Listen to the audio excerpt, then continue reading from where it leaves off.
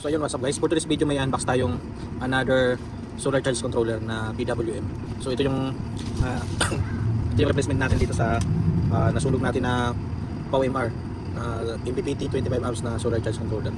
Kung saan ito ay 2 weeks lang natin nagamit at nasunog yung ano niya, nasunog yung fuse niya dito at busted yung ano, yung capacitor niya. So susubukan pa natin itong i-repair. So pero for the meantime papakita muna natin siya ng bagong solar charge controller so, na PWM, pero malaking PWM to. So tara, unbox natin.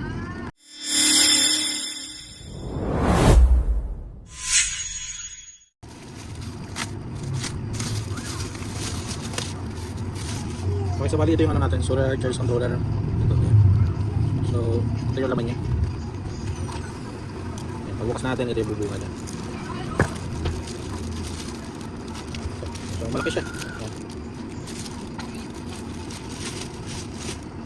So ang laki niya, mas malaki pa siya kay dito sa POWMR natin. Ayan. Ang laki ng difference. 80 amps na itong binili natin. Ito kasi 25 amps lang na POWMR. Ito ay 80 amps. So yun. So meron na rin siyang ano, heatsink sa likod. Ayan. So ito yung ano niya. May dalawang USB rin. Tapos may DC socket din. Ayan. So ito siya, pwede siya sa 12 volts, 24 volts, 36 volts hanggang 48 volts. 80 amps. So maximum PV voltage niya nakalagay dito 100 volts. So ang bilhin natin dito ay 500 plus o tama, mga ganun, 500 plus. So susubukan natin kung malakas mag-charge itong ating solar charge controller. So dito natin siya ilalagay sa ating setup na 24 volt. Yung setup natin 24 volt setup. So papalitan natin to. So ang ilalagay natin na panel dito sa ating bagong solar charge controller ay 585 watts. Ayan.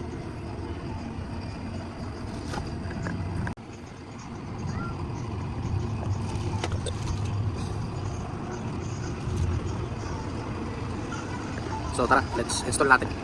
Pala yung ano niya, manual na nakalagay sa box.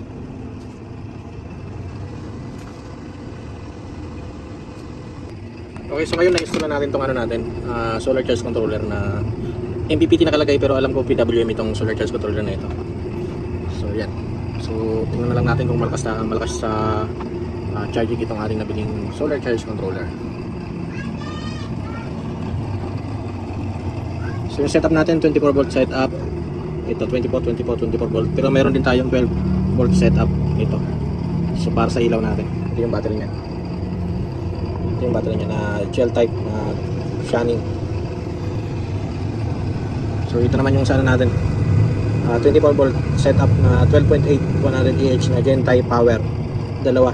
So naka series connection para mag 24 volt. Ayan. So ito yung load natin, 0.5 horsepower na aircon.